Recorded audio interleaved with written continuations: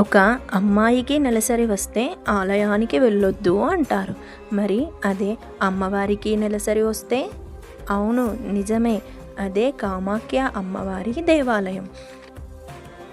అస్సాంలోని గౌహతి నీల్చల్ కొండల్లో కొలువైన ఈ దేవాలయం కామాఖ్య అమ్మవారి దేవాలయం.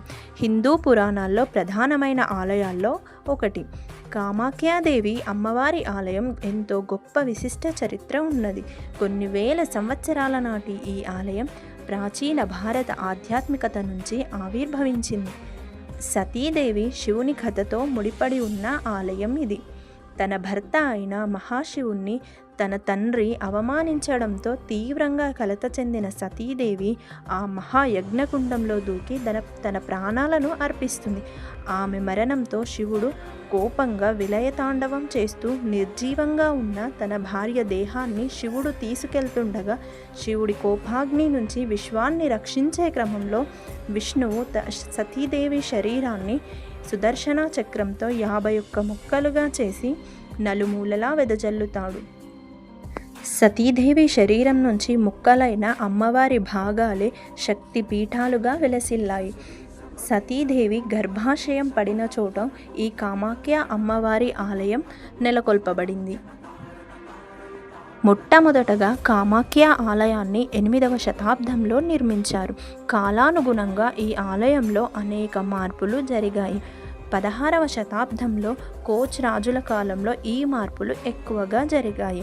అయితే అన్ని దేవాలయాల్లో ఉన్నట్లుగా కామాఖ్య అమ్మవారి ఆలయంలో విగ్రహం అనేది ఉండదు. యోని ఆకారంలో ఒక రాతి శిల్పం అనేది ఉంటుంది. గర్భగుడిలో ఈ యోని ఆకారపు రాతి శిల్పానికే పూజలు చేయబడతాయి. ఆలయ ప్రాంగణం గనుక పరిశీలించి చూసినట్లయితే ప్రధాన ఆలయం చుట్టూ 10 మహావిద్యా ఉపాలయాలు ఉంటాయి. కాళి, తార, త్రిపుర సుందరి, భువనేశ్వరి, త్రిపుర భైరవి, చినమస్త, బగాలాముఖి, ధూమావతి, మాతంగి, కమలాగ్నికాదేవి వంటి ఉప ఆలయాలు భక్తులను అలరిస్తాయి. అయితే మరొక ఆశ్చర్యకరమైన విషయం ఏమిటంటే ప్రతి సంవత్సరం జూన్ నెలలో ఆలయాన్ని 3 రోజుల పాటు మూసేస్తారు. ఎందుకంటే అమ్మవారికి ఆ 3 రోజులు ఋతుస్రావం అవుతుందని నమ్ముతారు.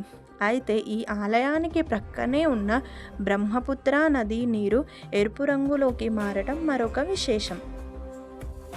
దీనికి ఎటువంటి శాస్త్రీయ కారణాలు లేవు. 4వ రోజు అమ్మవారికి ఋతుచక్రం ముగిసిన రోజుగా చెప్పుకుంటారు. ఆ రోజు గొప్పగా పెద్దగా పండగను జరుపుకుంటారు. అదే అంబుబాచి మేళా. ఈ ఆలయం తాంత్రిక శక్తులకు ముఖ్యమైన స్థలంగా చెప్పబడుతుంది. అయితే స్త్రీ యొక్క శక్తిని, సృష్టిని పూజించే పవిత్రమైన ఆలయమే కామాఖ్య అమ్మవారి ఆలయం.